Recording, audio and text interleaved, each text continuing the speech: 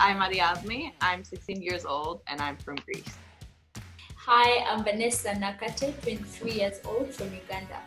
I'm Vega. I am 16 years old. I'm from Sweden, but I live in the Netherlands right now. Yes, hello. I'm Acham Evelyn. Yes, and I'm a climate activist from Uganda.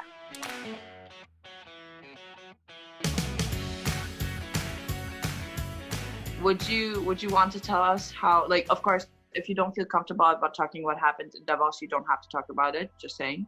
So, but if you do, do you want to tell us how you felt and how everything after that came together and what you were thinking after that happened?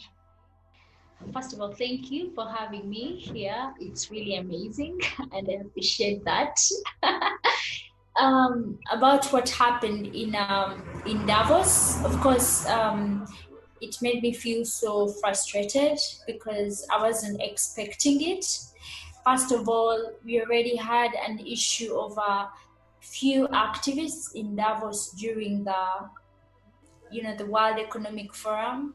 And personally, I didn't meet any activists from the African countries. I don't know if there were any. So that already was very disturbing because of the misrepresentation and the underrepresentation. So I tried my best to try as much as possible to, help tell what is happening in Africa, what is happening in different countries. And when I got the opportunity to speak at the press conference, I thought it would be a good way of, getting the message out because there are so many journalists, and I believe that they would be interested in listening to us as activists and reporting about the issues that are affecting us.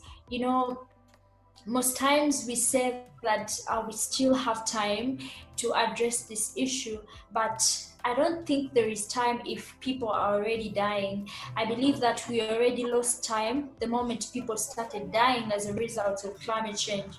So during the press conference, I tried as much as possible, to even tell the media to please report what we are saying because of their bias and how they're selective on what they report. And I thought that would make them actually, report what we were talking about or what I was talking about. But it was so sad that just a few hours later, I remember we were from the climate strike in Davos. And I was just reading through on Twitter, trying to see everything that was written about the press conference, about the activities in Davos. And I was really surprised to see the article.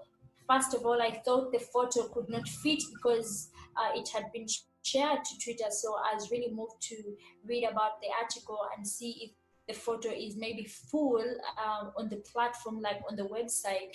But unfortunately, I found that the photo was still, cropped, and I read through the article, and still no message, was written about anything that I had said. And I remember reading the headline of the article.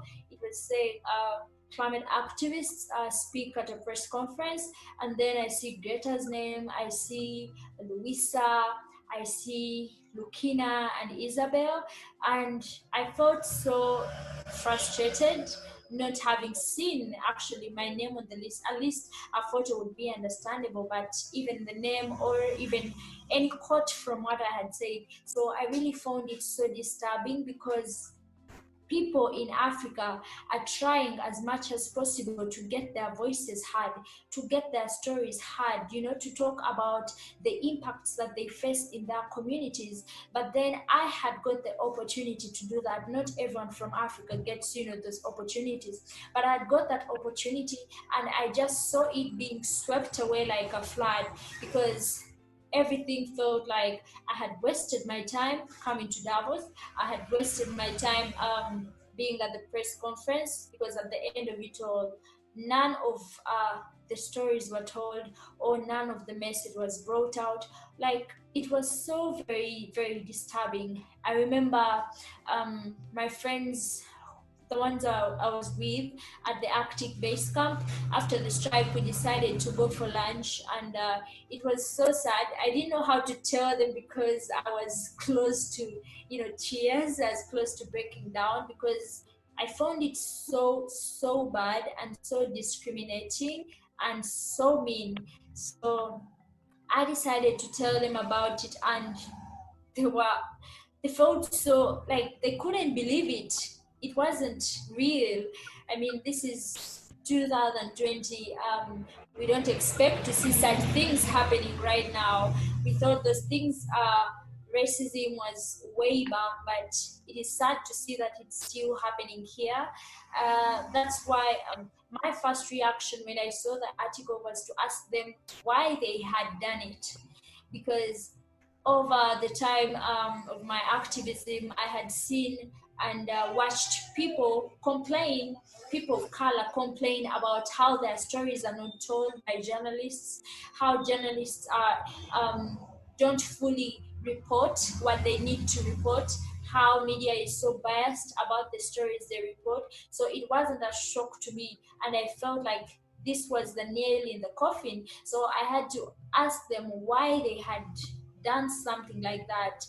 And honestly, I really didn't expect it to go so viral, but when it did, it made me realize that there is power in speaking up when you feel like something is wrong. Yeah.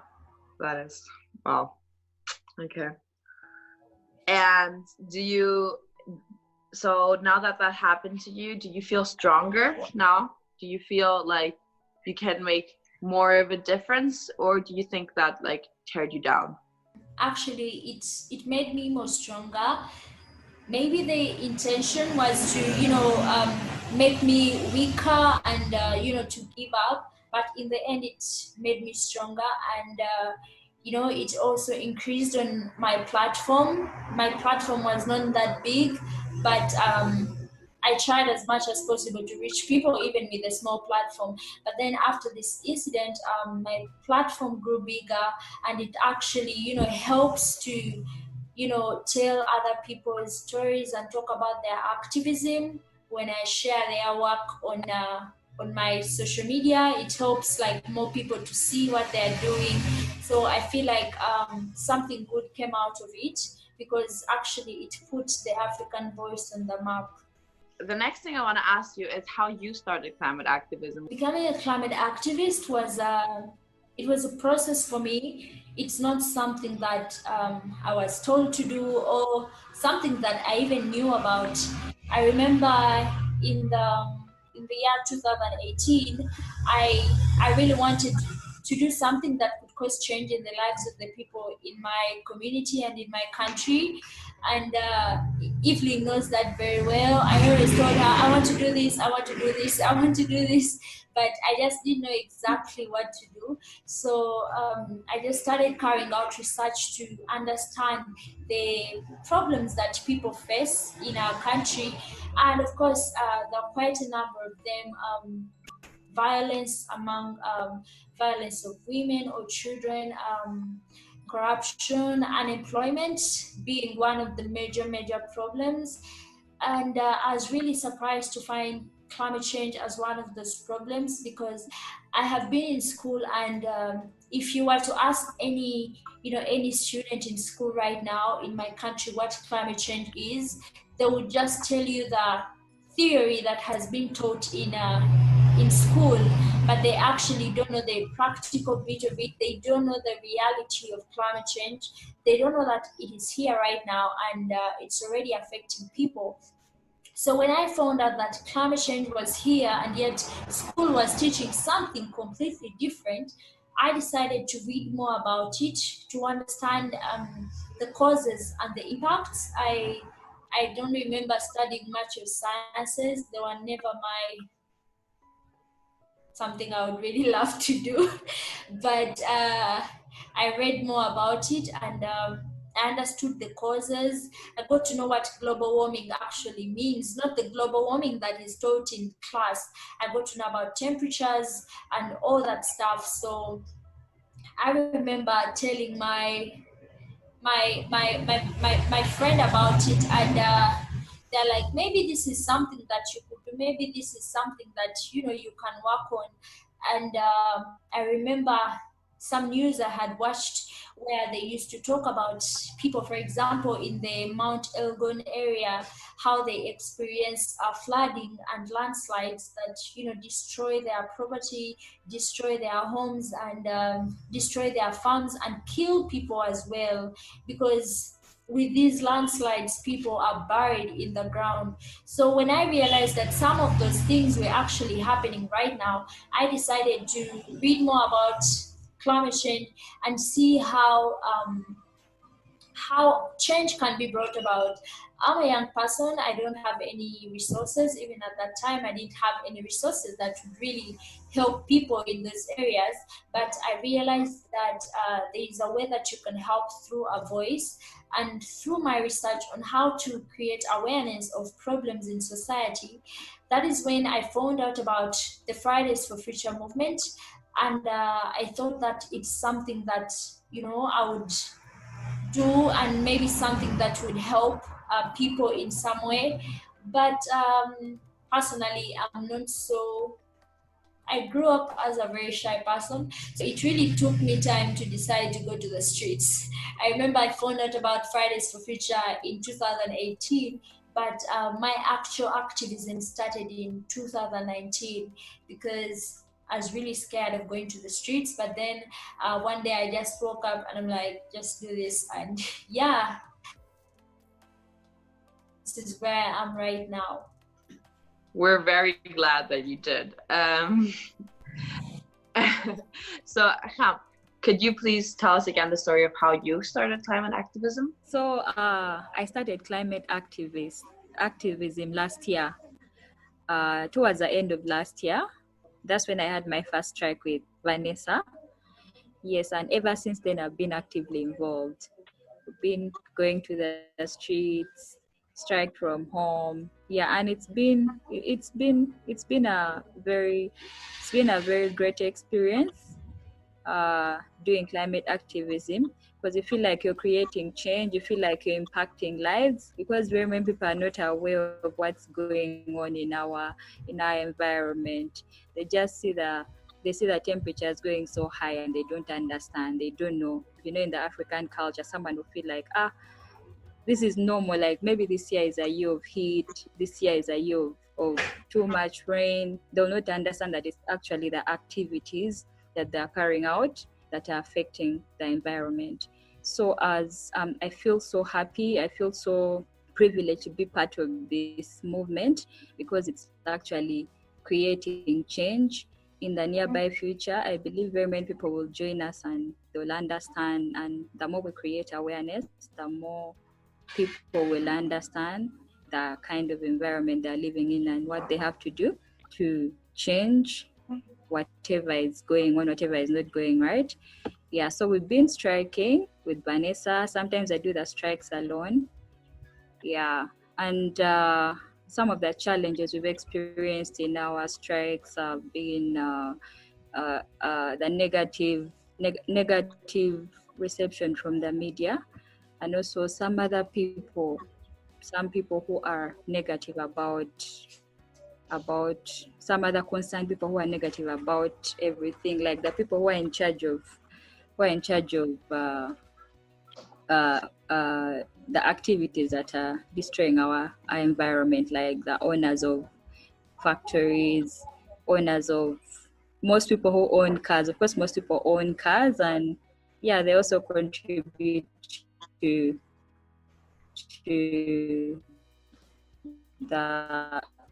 they contribute to polluting the environment.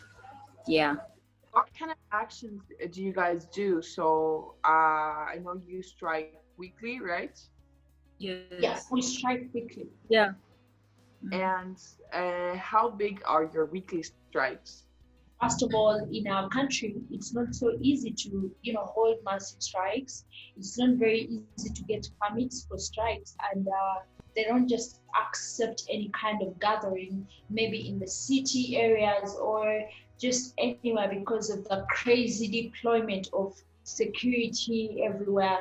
So it is so complicated to have those massive strikes, and even the smaller strikes, it is risky in a way, because we've had smaller strikes and we've had issues with police authorities like twice. And I think the worst one was the second experience, and that was this year, where they actually wanted to arrest us because we didn't have any permits, we didn't ask for permission. But the truth is, even when you ask for the permits, they won't give them to you, because it's not like we have any registered organization, maybe big organization that we work with that will easily get for us permits. So we just go out there as activists every Friday to do the strikes in different locations, and it's not as big as we see in Europe or in other countries in the Western region. But it doesn't mean that the climate activism in my country, Uganda, or in any other African countries is less in a way, because sometimes we try to make it more impactful by going to schools and teaching the young students about climate change and what they need to do and how it's important for them to fight for their future, and what they need to do, what they need to tell their parents when they go back home from school about how they can join in climate activism. And then the other thing, in Uganda, the way schools are, it's not the same way the schools are in maybe Western countries. We have authority at school gates. The school gates are always locked. So literally, you can't just walk out of school. It should either call for suspension or expulsion, and many students fear that, because we are in a country where they believe that education is the key to success. So that's how we've been raised, to think that everything is about education. It is very hard to convince a student to rebel against authority, or to maybe jump over a fence that would be very risky for them to join climate activism, and yet they will have to be punished at home. So it is something that's so complicated to do in a country like ours, because of how the culture is and how the system is here. It's completely different. So we try as much as possible to do the strikes in a small numbers, but in a more impactful way. That's why we try to share on social media, so we can have a few people maybe striking in Kampala, then a few people striking in Namgongo, where Acham comes from. That is where she stays, so she holds the strikes from that side in Namgongo. So we can have someone striking from Chireka, we have someone striking from Gaza, to try and spread the message across, even in the small numbers, because it's so risky, doing it in very large numbers. Yeah. You said that you go to schools and somehow and also try to educate children on climate change and what they can do. Do you do any other action like this? For example, in Greece, we do clothes swaps to show the impact that the clothes industries and fast fashion industry has on the environmental issue. We also do cleanups, so we go to parks or we go to beaches and clean up the plastic and the trash and sort it to recycling.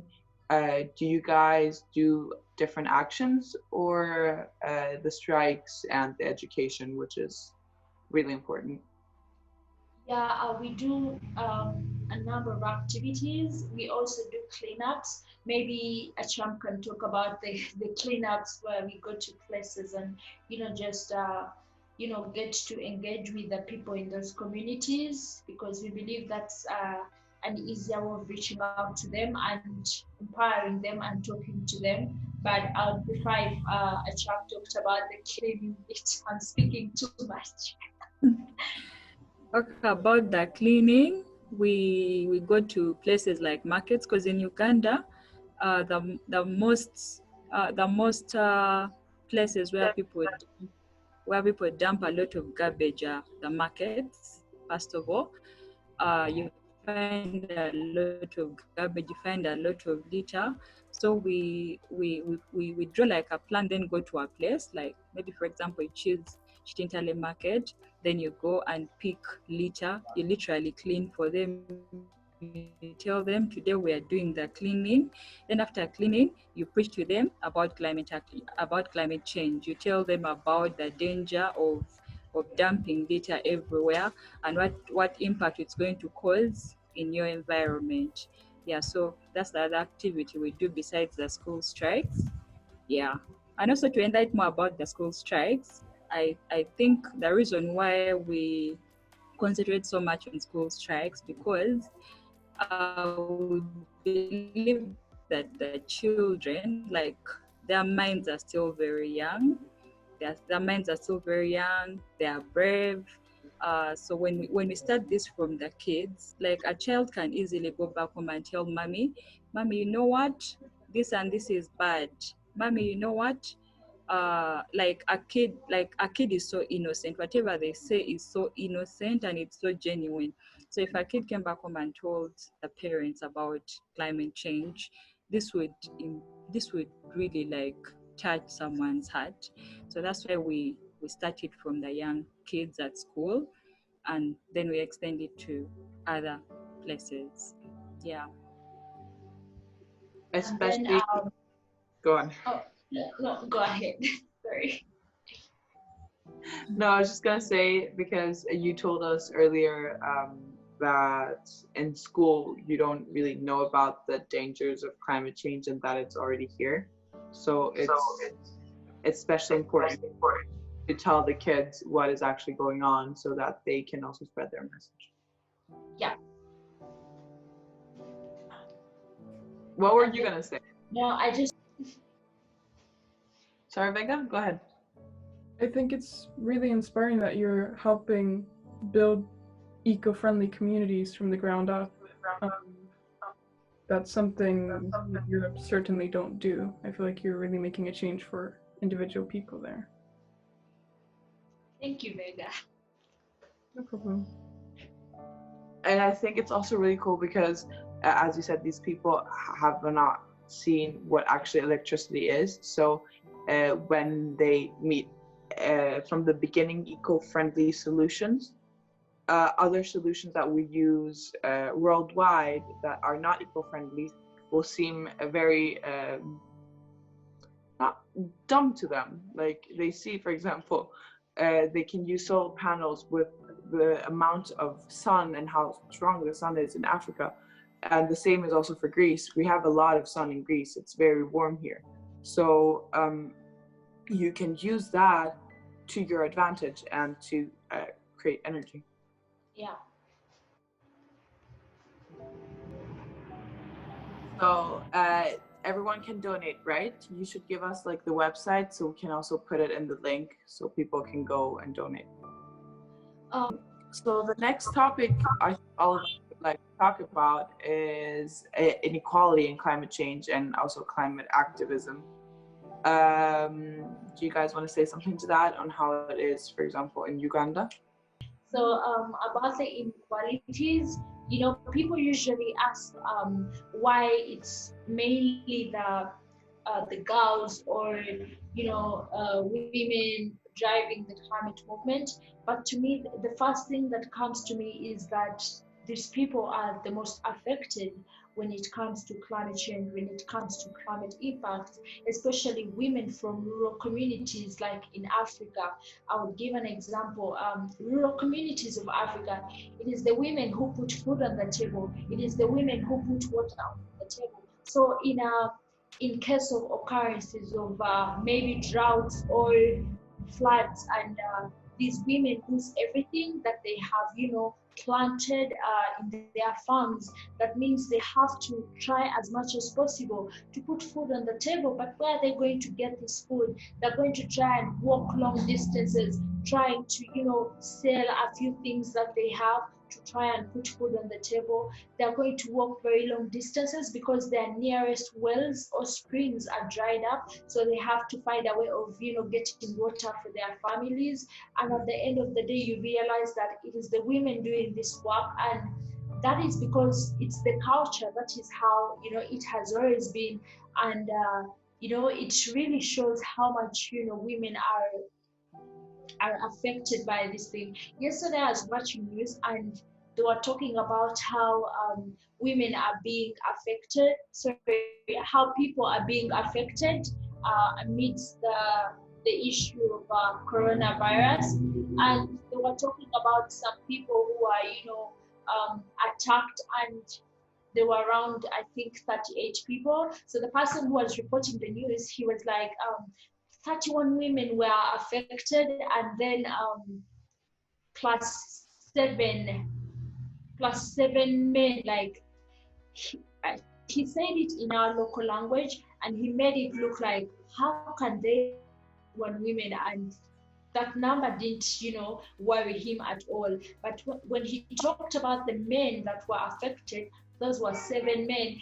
He made it look like, oh my God, this is a big deal. So it showed me how much there is still inequality in the things that happen, in this world.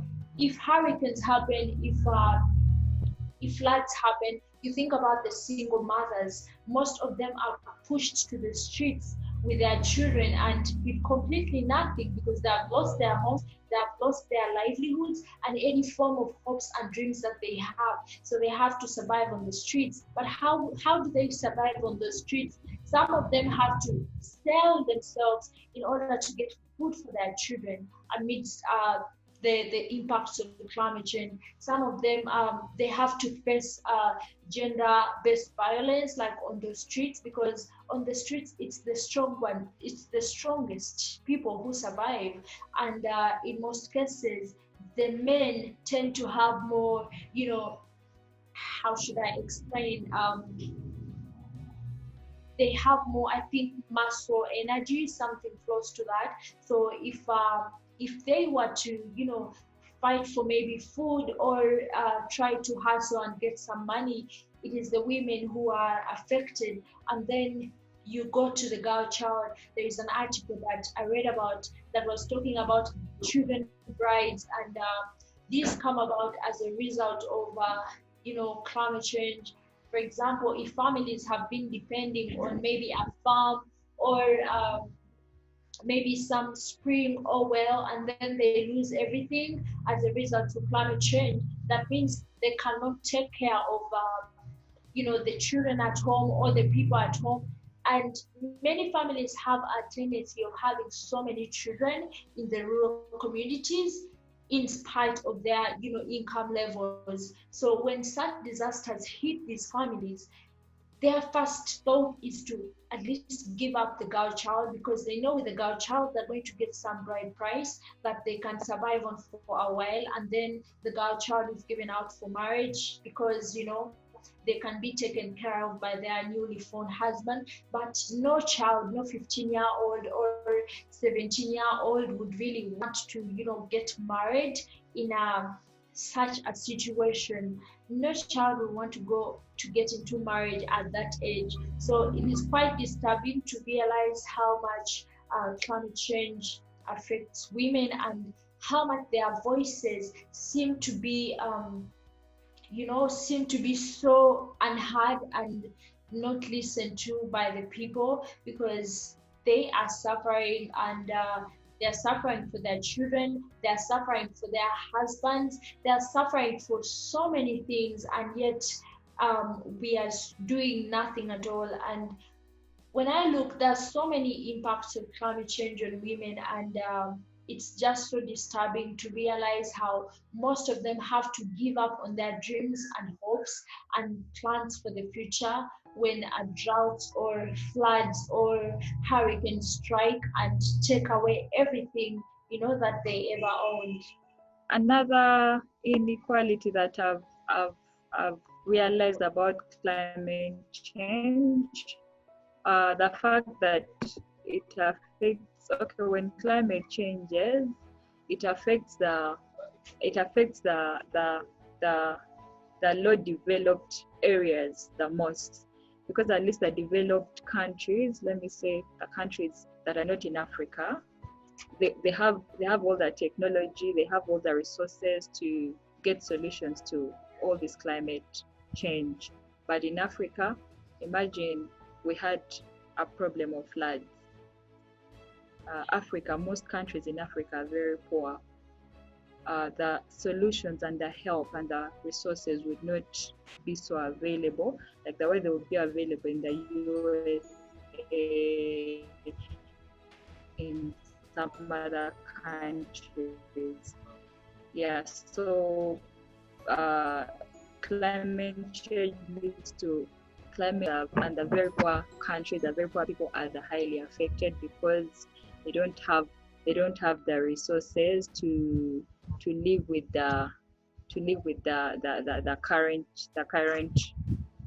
condition of the climate.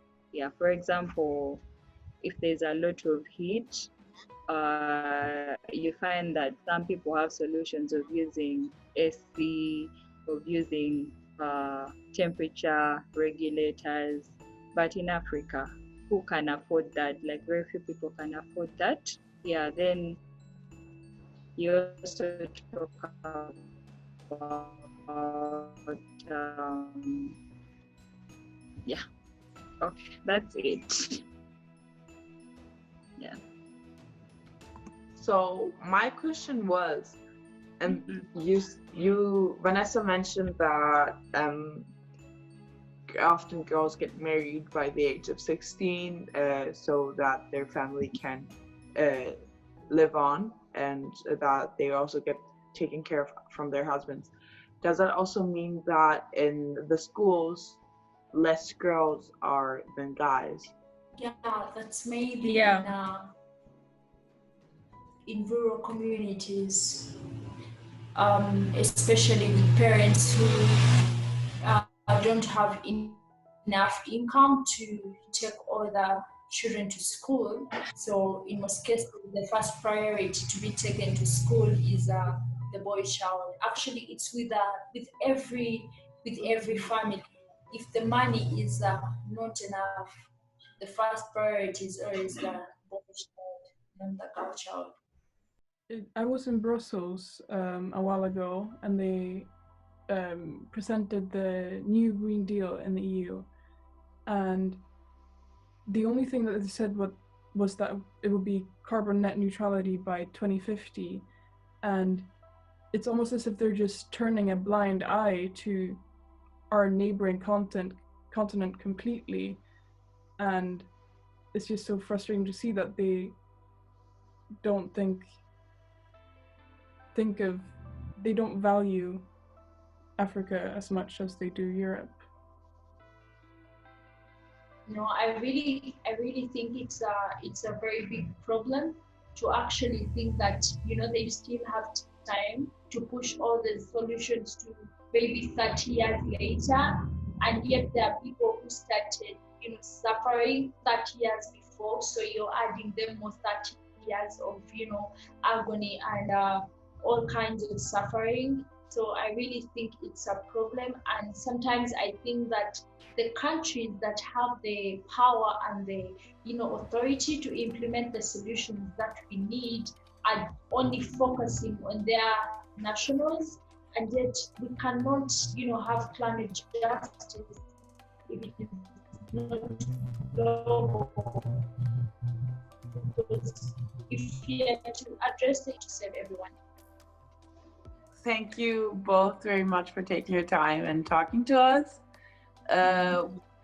Keep in touch, and yeah, I think this is that. Yeah, it's really good talking to you guys. Thank you too. Thank you. Yeah, it's been good talking to you too. Thank you very much. Bye. Yeah. Bye. Bye, girls. Okay.